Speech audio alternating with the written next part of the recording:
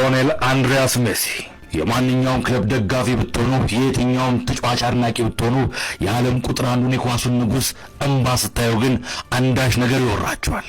ሊዮኔል አንድሪያስ ሜሲ በኮፓ አሜሪካ ጨዋታ ፍጻሜ ላይ ያጋጠመው ይህ ነበር። ከልጅነት እስከ ዕውቀት ለኳስ ተፈጥሮ በኳስ ጠበብትነቱን ያሳየ ለዘመናት ህልም የሆነባቸውን ዋንጫ ለሀገሩ ጀባ ያላቸው የክፍለ ዘመኑ ቁንጮ የሜዳው ፈርጥ ይሉታል ሊዮኔል አንድሪያስ ሜሲ።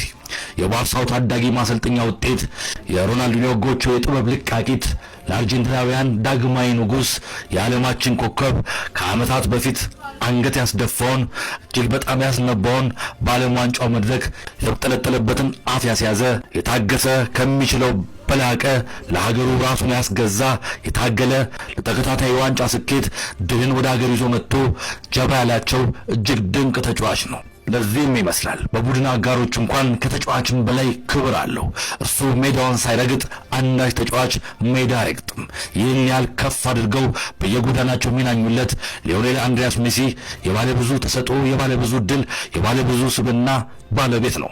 ዓለም በአንጻሩ የእግር ኳስ ሊቅነቱን አምና ተቀብላ ያከበረችው በሽልማትም ቢሆን በግል ብትሉ በቡድን ሁሉንም ሚቀርብ የለም እስኪባል ድረስ ጀባ ብላ ይኸው ትችላለህ ብላ እጅ ነስታ ያደነቀችው ተጫዋች ነው ሊዮኔል አንድሪያስ ሜሲ።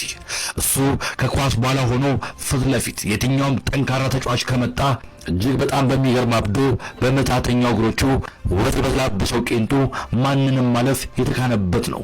ቅንጡ ግቦችን ማስቆጠር መለያው ነው። ያለ ኳስ ሜዳ ቁጥጥር ከኳስ ጋር ባላጋራ መመልከት እጅግ ይችልበታል። ሀገሩን በስተመጨረሻ ጨዋታ ለ65 ደቂቃ ብቻ መምራት ቢችልም ከዛ በኋላ በደረሰበት የቁርጭምጭሚት ጉዳት አንድ ነገር ብቻ ሊያደርግ ተገደደ፣ እንባውን እየዘራ ከሜዳ ለቆ መውጣት። ይህ ታዲያ ለሀገሩ አርጀንቲና ብቻ ሳይሆን ዓለም ላይ እሱን ለሚመለከቱ ሁሉ እጅግ በጣም አንገት ያስደፋ፣ የእሱ ሁኔታ እጅግ በጣም የሚያሳዝን የነበረበት ምሽት ነበር። ታዲያ በዚህ ምሽት አንድ ቀጭን ትዕዛዝ ለቡድን አጋሮቹ አስተላልፎ ነበር። ያውም በፍቅር ሀገሩን ወደሚወዳት የኳስ ጨዋታ ከፍ እንዲያደርጉለት፣ ዋንጫውን እንዲያነሱ ትዕዛዝ ሰጣቸው። እነሱም አላሰፈሩትም ነበርና በፍጻሜው አርጀንቲናን በኮፓ አሜሪካ ዳግም ለተከታታይ ዓመት በአዲስ ሪከርድ ሻምፒዮን አደረጓት። ይህም ዓለም ባየበት ጊዜ አንተ ትችላለህ፣ ይገባል፣ ምንም ተጎድተህ ብትወጣ እንኳን ያረከው ነገር ትልቅ ነው ሲሉም ተደምጠዋል። የየቱም ደጋፊ አድናቂ ብትሆኑ የኳስ ንጉሱን ሲያነባ መመልከት እጅግ በጣም ያማል። ሊዮኔል አንድሪያስ ሜሲ ምትክ የማይገኝለት የዓለማችን ቁንጮ ተጫዋች። ይህ የሚኖር ሕይወት ነው። ሰላም።